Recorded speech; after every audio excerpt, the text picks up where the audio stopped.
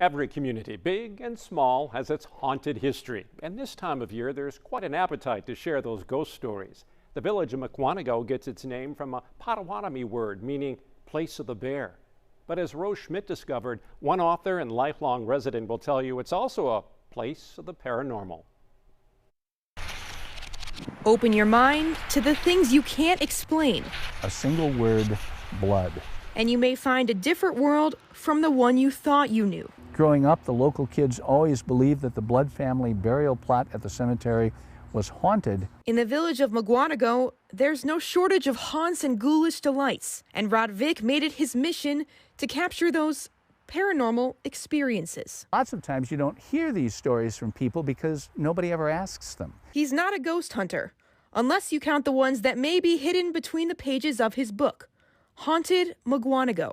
When I describe it to people, I say, well, there's about 15% ghost stories really, and probably 85% of his is history that puts those ghost stories into context. You may have grown up hearing supernatural stories in your city. For Rod, it started with the Blood family, some of the village's first settlers. It's almost inevitable that when you see that name on a tombstone, that's going to be fertile ground for legends, stories, and myths. The Bloods didn't have the macabre history the name might suggest, but it was enough to lead kids to Oak Knoll Cemetery by nightfall. There were stories about how if you came to the cemetery on Halloween and you went to the stump over here with the book on it, the book would allow you to open it up on Halloween night and blood would pour. As he set out to tell this and other tales, Rod's goal wasn't to investigate, but to listen and recount. Strange gusts of wind in a house where the windows were closed, where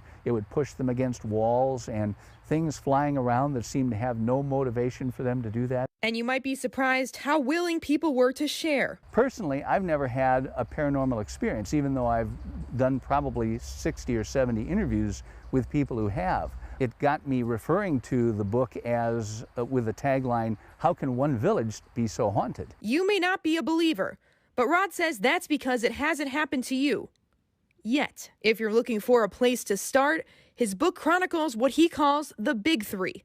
Fork in the Road, Rainbow Springs, and Heaven City. A paranormal investigation group once went to Fork in the Road restaurant after the former owners described seeing a woman floating across the kitchen.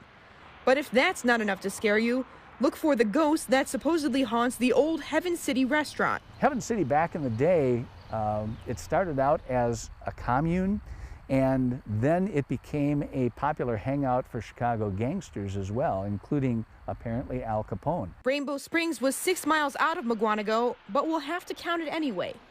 After a resort project failed to come to fruition, the old developer is said to have cursed the property. He had said at the time that if I don't open Rainbow Springs, no one will.